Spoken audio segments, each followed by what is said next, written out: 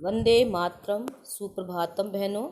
आज मैं आपको संस्कृत का प्रथम पाठ है सुभाषितानी पढ़ाऊंगी। आपको 3 श्लोकों का अर्थ पहले बता दिया गया था। आज मैं 4 श्लोक जो शेष रह गए थे उनका अर्थ बताऊंगी। पीत्वा रसम तु कटुकम मधुर समानम माधुरमेव जनन मध्यमच्चिकासो संतस्तथैव समसज्जन दुर्जनानां सुत्वा वचे मधुर सूक्तरसम सजन्ति। असो, असो माने यह, मधुमच्छिका माने मक्खी, तो तू माने तो, कटुकम माने कड़वे, रसम माने रस को, पीतवा माने पीकर। ये मधुमक्खी कड़वे रस को पीकर मीठे के समान मधुरता को ही उत्पन्न करती है। उसी प्रकार समानम सज्जन दुर्जनानाम सुत्वा रसम मधुर सूक्तरसम, उसी प्रकार ही संत जन दुर्जनों के वचनों को भी सज्जनों के समान सुनकर मधुर सूक्ति रस का निर्माण करते हैं।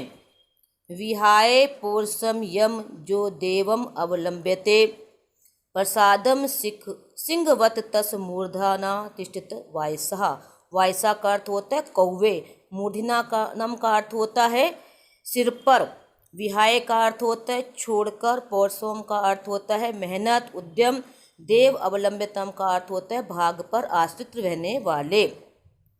तो विहाय पौरुषम या ही देवम अवलंब्यते, जो व्यक्ति परिश्रम को छोड़कर वस्तुतः भाग पर ही आश्रित रहते हैं।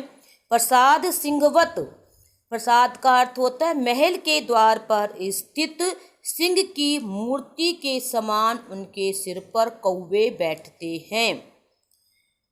पुष्पम पत्र फलम छाया मूल वलकदारु भी धन्या महिरुहा येषाम विमुखम यान्ति नार्थिनाम। ये वृक्ष धन्य हैं, ये वृक्ष बहुत हमारे कल्याणकारी हैं, जो पुष्पों से, पत्तों से, फलों से और छाया से, जड़ से, छालों से, लकड़ियों से जिनके याचक विमुख नहीं होते हैं। पुष्प का अर्थ होता है पुष्प, फूलों से, पल्लव का अर्थ होता है, पत्र का अर्थ होता है पत्ते, पुष्प, फलम का अर्थ होता है फल, छाया का अर्थ होता है छाया और मूल का अर्थ होता है जड़, वल्क दारू भी का अर्थ होता है छाल, वल्कल का अर्थ होता है छाल और दारू भी का अर्थ होता है लकड़ियों से। ये वृक्ष धन्य हैं जो पुष्पों से, पत्तों से, फलों से, छाया से, जड़ से, छालों से, लकड़ियों से जिनके याचक विमुख नहीं होते हैं। चिंतनिया ही जो विपदाम आदादे प्रतिक्रिया नाकूप खननम युक्तम प्रदीप्ते वहिना गहे। कूप खननम का अर्थ होता है कुएं। कूप खननम का अर्थ क्या होता है? कुएं खोदने से। वहिना का अर्थ होता है अग्नि, ग्रह का अर्थ होता है घर, चिंतनिया का अर्थ होता है प्रतिक्रिया या विचार, सोचना।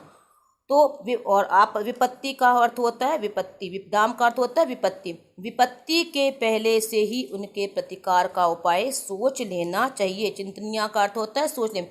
विपत्ति से पहले ही उनके प्रतिकार का उपाय सोच लेना चाहिए, क्योंकि घर में आग लगने पर कुआं खोदना उचित नहीं।